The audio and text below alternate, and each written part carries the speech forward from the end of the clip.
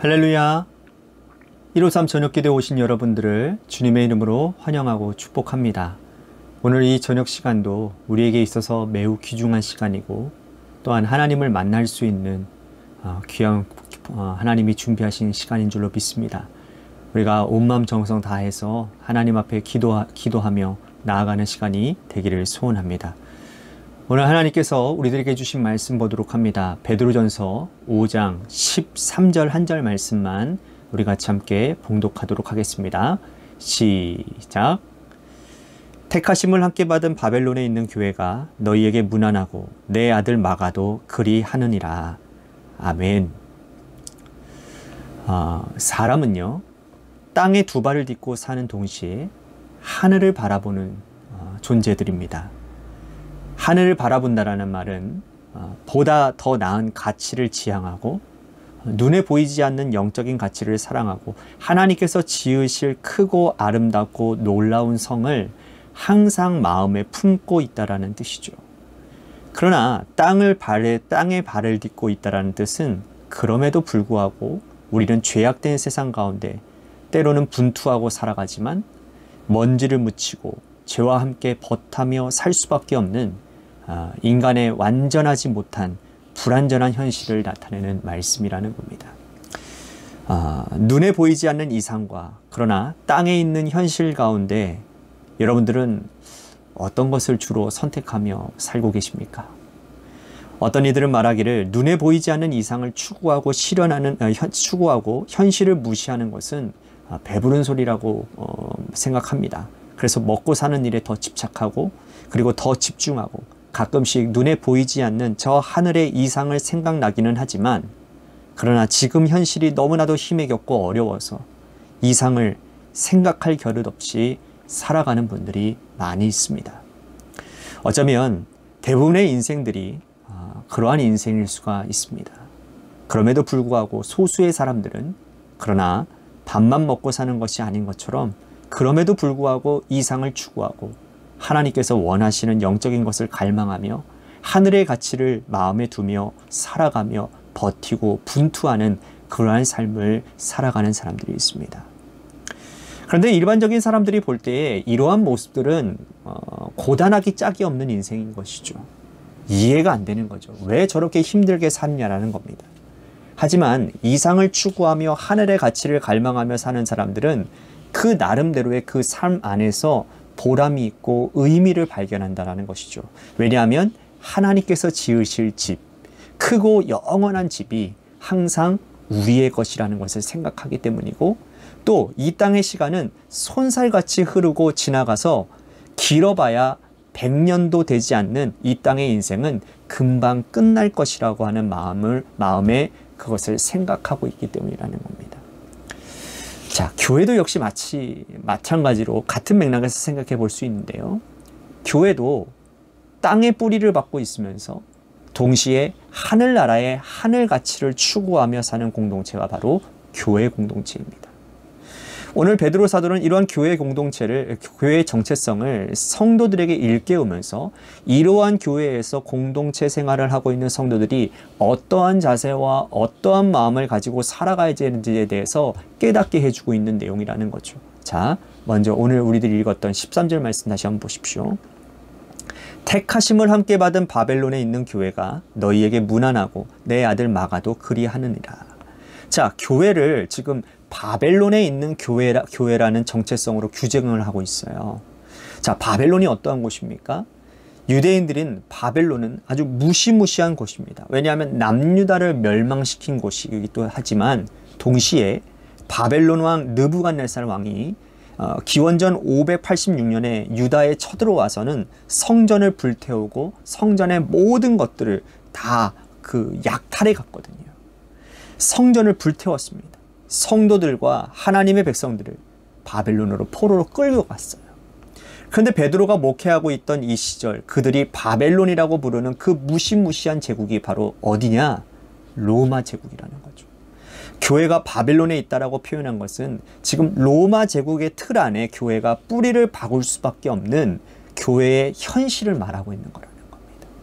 로마의 틀 안에 교회가 뿌리를 박고 있지만 현실은 정말 너무나도 급박하고 너무나도 힘겹고 너무나도 절망적이지만, 그러나 성도들이 추구해야 되는 것은 이 땅의 어려움을 바라보며 교회 공동체 생활하는 게 아니라 저 영적인 가치, 하늘나라를 추구하며 하늘나라를 갈망하며 교회 공동체를 세워가야 된다라고 지금 베드로가 말을 하고 있는 것이죠.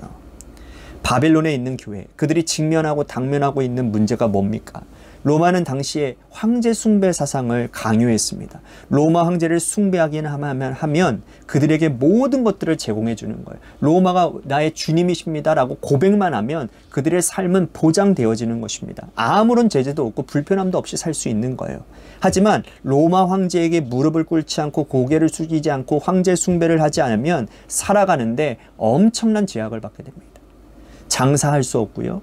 자녀를 학교에 보낼 수도 없고요. 사회생활, 공동생활 불가능합니다. 이것이 바벨론에 있는 교회 공동체의 성도들의 고민이었다라는 거죠. 이러한 바벨론에 있는 교회가 어떻게 살아남아야 하는지, 어떻게 살아가야 되는지를 베드로가 깨닫게 해주고 있는 겁니다. 우선 교회 공동체 성도들끼리 서로 단단한 하나가 될 것을 주문하고 있어요. 자, 장로들에게 부탁을 합니다. 2절과 3절 보십시오.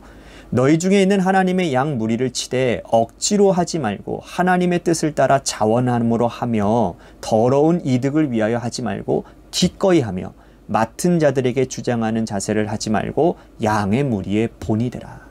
여기 이 장로는 직책상 장로인 동시에 나이가 많은 교회에 존경받는 어른들도 함께 포함되어져 있는 겁니다. 기꺼이 하라. 양 무리의 본이 되라. 더러운 일을 하지 말아라. 즉 요즘 말로 한다면 꼰대 같은 어른 되지 말라라는 뜻입니다. 기꺼이 어른들은 교회 공동체의 젊은이들과 이제 막 신앙을 가지기 시작한 사람들을 성심껏 섬겨주고 그들의 입이 아닌, 말이 아닌 삶으로 본을 보이라는 거죠. 여러분, 세상에도 살기 어려운데, 바벨론에 있는 세상에서도 황제 숭배 때문에 제대로 살아가기 힘든데 교회 공동체까지 와가지고는 장로라고 하는 이름 가진 사람들이, 먼저 믿음 생활하는 사람들이 본이 되지 못하고 그들의 삶과 그들의 말과 행시가 분리가 다르다면 여러분, 어떻게 신앙생활을 정상적으로 할 수 있겠습니까?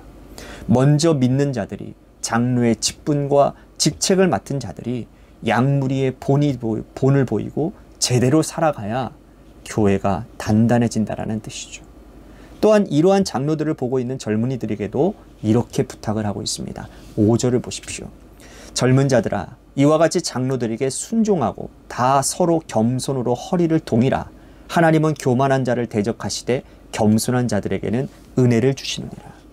자, 장로들이 먼저 모범을 보일 때 젊은이들은 장로들에게 어떻게 하래요? 존경하고 겸손함으로 허리를 동이되어 순종하라는 겁니다. 이 말은 교회 안에서의 갈등의 소지를 만들지 말라라는 뜻이에요. 세대 간의 갈등이나 남녀 간의 갈등이나 지역 간의 갈등이나 직업의 빈부교차를 따지는 갈등이나 뭐 이러한저러한 갈등으로 바벨론에 있는 교회가 분열되지 말아야 된다는 뜻이죠. 세상살이도 힘든데 교회 공동체가 힘들면 얼마나 더 마음이 무너지겠습니까? 우리도 그렇지 않겠습니까? 오늘날 이 교회도 사실 악한 세상에 뿌리를 두고 있고 하늘의 영원한 가치를 갈망하는 교회 아닙니까? 그래서 세상의 가치와는 다른 교회를 기대하고, 또 교회 공동체에 왔는데 먼저 믿는 분들, 목회자나 장로들, 이들의 말과 행실이 다를 때 우리는 실망감을 금하지 않을 수가 없는 거죠. 교회에 마음을 두고 뿌리를 내리고 이곳에서 영적인 힘을 얻으려고 했는데 오히려 교회가 성도들을 시험 들게 하는 일이 한두 가지가 아니라는 겁니다. 그러므로 바벨론에 있는 교회가 성도들을 먼저 위로해야 되고, 그렇게 단단해지기 위해서는 먼저 성도들 안에 갈등의 소지가 없어야 된다는 뜻이죠. 그런 교회가 바벨론에 있는 교회이지만 하나님의 뜻을 찾고 하나님의 마음에 합한 교회가 될 수 있다라고 말씀하고 있는 겁니다. 7절 보십시오. 너의 염려를 주께 다 맡기라. 이는 그가 너희를 돌보십니다. 자, 바벨론에 있는 교회 성도들의 염려가 무엇일까요? 그 당시의 성도들의 염려는 당연히 먹고 사는 문제이겠죠. 황제 숭배를 하지 않으면 표를 받을 수도 없고, 그 표를 받지 않으면 먹고 사는 일을 사는 일에 상당한 지장을 받게 됩니다. 사도 요한은 이 표를 짐승의 표라고 얘기를 했습니다. 666의 짐승의 표를 받지 않으면 결국은 바벨론같이 이 악한 세상에서는 살아남을 수가 없는 겁니다. 이것이 염려였다라는 거예요. 하지만 베드로는 말합니다. 너희의 모든 염려를 다 주님께 맡겨라. 그가 너를 돌보신다라고 말씀을 합니다. 이는 예수님께서도 이미 하신 말씀이죠.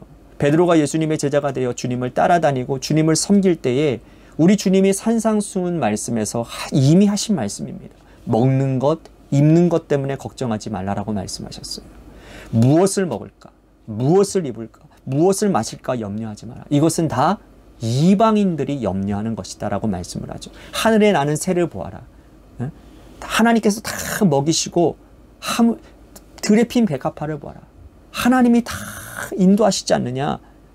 하물며 하나님의 자녀된 너희들은 어떻게 하시겠느냐. 여러분, 하나님은 온 천지 만물과 세상을 지으신 창조주이십니다. 이 사실을 믿으십니까? 그러므로 이 세상을 지으신 창조주께서 하나님의 말씀을 붙들고 의지하며 살아가는 자들, 여러분 그들을 어떻게 안 돌보시겠습니까? 이러한 염려를 절대로 하지 말고 그 염려를 모두 다 주님께 맡겨라 라고 말씀을 하는 거죠. 오늘 우리도 역시 염려가 많은 줄 압니다. 우리가 하는 염려 중에 대부분은 다 뭡니까? 먹고 사는 문제이거든요. 사랑하는 자녀, 가족들에 대한 염려들거든요. 이 모든 염려를 주님께 맡기시기를 바랍니다. 그래야 바벨론에 사는 교회 성도로서 바벨론을 두려워하지 않을 수 있는 겁니다. 세상 두려워하지 않을 수 있는 겁니다. 하나님의 말씀만 붙들고 하나님의 영원한 가치를 붙들고 살아가는 믿음의 성도들이 되시기를 바랍니다. 마지막으로 8절 보십시오. 근신하라, 깨어라. 너희 대적 마귀가 우는 사자같이 두루다니며 삼킬 자를 찾나니. 바벨론에 사는 교회 성도들은 근신하고 깨어 있어야 되는 겁니다. 그렇지 않으면 언제 어디에서 우는 사자 같은 악한 사단 마귀가 우리를 집어삼킬지 모른다라고 말씀을 하는 거예요. 오늘 우리도 항상 근신하고 분별력을 가지고 깨어 있기를 간절히 바라겠습니다. 그래서 이 악한 세상에서 악한 사단 마귀의 괴계에 넘어가지 않고 걸려들지 않도록 사단 마귀가 어떤 식으로 우리를 유혹한다 하더라도 하나님의 말씀을 붙잡는 자로 승리하며 나아가는 우리 모두가 되기를 소원합니다. 오늘 하루 우리가 이 땅에 발을 딛고 하늘을 바라보는 존재로, 바벨론에 있는 교회가 된 존재로, 하늘의 영원한 가치를 우선으로 바라보는 그러한 존재로 살아가기를 간절히 소망하는 마음으로 기도의 자리로 나아갔으면 좋겠습니다.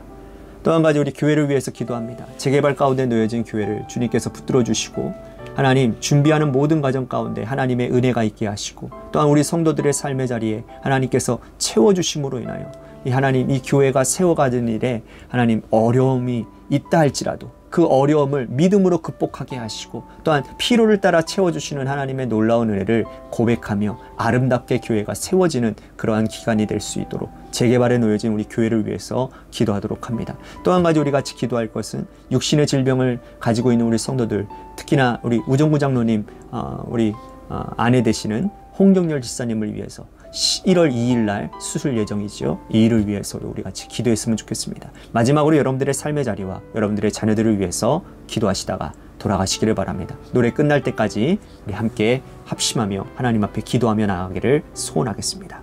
기도하겠습니다.